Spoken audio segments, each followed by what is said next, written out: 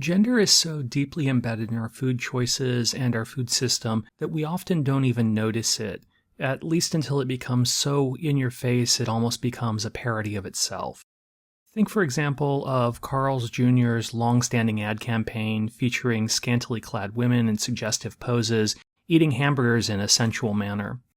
The commercials frequently featured pools, beaches, and car wash settings to amplify the sexual appeal, and they featured a wide variety of influencers, celebrities, and supermodels in various stages of undress. Paris Hilton in a swimming suit, washing a Bentley, eating a burger. Kate Upton in a low-cut mini dress, eating a burger. Emily Ratajkowski in an American flag bikini, eating a burger. Heidi Klum in a low-cut dress, eating a burger. Anastasia Ashley on a beach in a black bikini, eating a burger. Nina Agdal, topless, eating a burger. Bucking the trend, Kim Kardashian in a bathrobe, suggestively eating a salad. And in one of the most over-the-top examples, Samantha Hoops wearing an American flag bikini in a hot tub, in the back of a truck wrapped in the American flag, on an aircraft carrier, under the watchful eye of the Statue of Liberty and a sky full of fireworks. We could go on and on.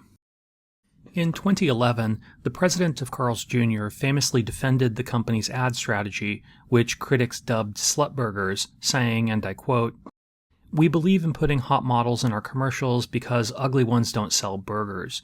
We don't have anything to be ashamed of." But in 2017, the company announced it was abandoning its nearly 20-year-old campaign strategy, seeking to move beyond the hungry young guy demographic and reframing itself as the pioneer of the great American burger. A new commercial featured a fictional Carl Sr. coming back in to take control of the company from his frat boy son. And while Carl's Jr.'s ad campaign is perhaps the most dramatic example of the gendering of food, there are other countless examples. And so in this video, we're going to explore how food is gendered. But let's start by considering exactly what we mean when we say food is gendered. In the simplest terms, the gendering of food refers to the cultural and social associations that link certain foods and eating behaviors with masculinity or femininity. These associations shape our perceptions, behaviors, and societal norms around food consumption in profound ways. They're deeply rooted in traditional gender roles and assumptions and social constructs of masculinity and femininity, where men are framed as providers or hunters associated with meat and hearty protein-rich foods, while women are framed as caregivers and nurturers, linked to cooking, home-prepared meals, and lighter, more health-conscious foods. The cultural constructs that arise from this frame masculinity in terms of strength, power, and indulgence, and femininity in terms of self-control, restraint, and with a focus on appearance. And so, in the remainder of this video, I want to look at some of the ways in which this plays out in marketing and advertising, how popular media reinforces these representations, and why we should care about all of this in the first place. Let's start with marketing and advertising strategies. As we saw in our discussion of the Carl's Jr. campaign, advertising uses specific language and imagery to appeal to gendered stereotypes. But at the broadest level, we can identify distinct frames in terms of products, packaging, and language.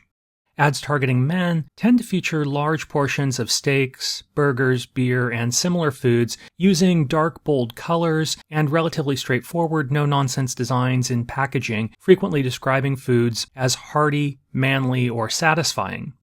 By contrast, ads targeting women usually feature yogurts, salads, and diet foods using pink and pastel color schemes and elegant or delicate designs, and describing foods with terms like indulgent, guilt-free, or light. And we can identify literally hundreds of examples of this, including powerful yogurt, advertised for men and emphasizing its high protein content, the bro nut, which encourages you to snack like a man, and the man can, canned wine for men, which is essentially advertised as a way to make it socially permissible for men to drink white wine while their friends are all drinking cans of beer. For women, brands like Skinny Girl advertise guilt-free options, while Quaker Oatmeal offers oatmeal designed for women, and Trader Joe's has a special Cowgirl Bark featuring a pink package. Planters Nuts even sells separate cans of peanuts formulated, they say, for men and women. The framing of certain foods as masculine or feminine has interesting implications. Think about ordering a drink at a bar. A man ordering a fruity or sweet mixed drink at a bar runs the risk of being teased by his friends as girly or worse. A woman ordering a scotch or whiskey neat would similarly likely get a strange reaction. After all, such drinks are supposed to put hair on your chest. Indeed, we can go down the list. Men are supposed to drink beer, especially craft beers, stouts, and lagers, as well as whiskey, bourbon, and scotch, or to have cocktails like old fashions, Manhattans, dry martinis, and gin and tonic. Women drink wine, especially white wine and rosés, champagne and fruity drinks like mimosas, pina coladas, mai tais, bellinis, and sweet martinis. And when eating, food items most often coded as male include steaks, burgers, barbecue, buffalo wings, fried chicken, and chili, while foods coded as female include grilled chicken, quiche, light sandwiches and soups, fruit, smoothies, yogurt, and especially salads. Indeed, there's a whole internet phenomenon making fun of stock photos featuring women eating salads alone and laughing. And while it's easy to poke fun at these representations, they do raise some interesting questions. First, where do they come from? There's an interesting debate in the literature as to whether such advertisements mold or mirror society writ large. That is, are such representations merely a reflection of predominant social values, reflecting the underlying society in which they operate? Or do they actively shape social norms? The reality is likely somewhere in between, where such representations both reflect underlying social frameworks, but also serve to challenge or reinforce them in particular ways at particular times. This is sometimes referred to as a hybrid approach between mirroring and molding. But regardless of the direction of the causal arrow, these frames have real implications that we'll consider in a few moments. But for now, let's think about how these images and gender roles are reinforced through television cooking shows. A quick watch of the Food Network will give countless examples of male chefs being portrayed as grill masters and professional fine dining chefs in haute cuisine. Female chefs, on the other hand, are far more likely to be portrayed as home cooks and bakers in programs that emphasize family meals and baking. Indeed, to the extent that the average American can name any celebrity chef, they're likely to come up with a much longer list of male chefs than female ones. And while not the topic of this video, it's equally worth noting the degree to which such television chefs are, notwithstanding the rise of some recent chefs like Roy Choi, Aaron Sanchez, Marcus Samuelsson, David Chang, and Ming Tsai and others, overwhelmingly white. In the context of social media, influencers and trends on platforms like TikTok and Instagram often highlight gendered food practices, with male influencers and social media targeting men more likely to promote fitness-related diets focused on protein shakes and meal prepping, while female influencers and social media aimed at women is more likely to focus on topics like clean eating, diet tips, and aesthetically pleasing healthy meals.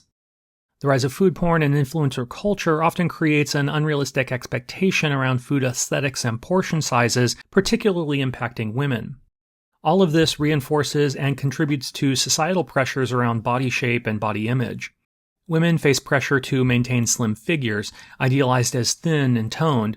This often leads to dieting, restrictive diets, and disordered eating patterns. Men are idealized as muscular and strong, with expectations to build muscle. This sometimes influences their eating habits, encouraging them to consume larger quantities of protein.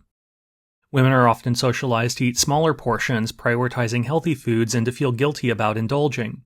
Men, on the other hand, are encouraged to eat larger amounts of food and view food as fuel.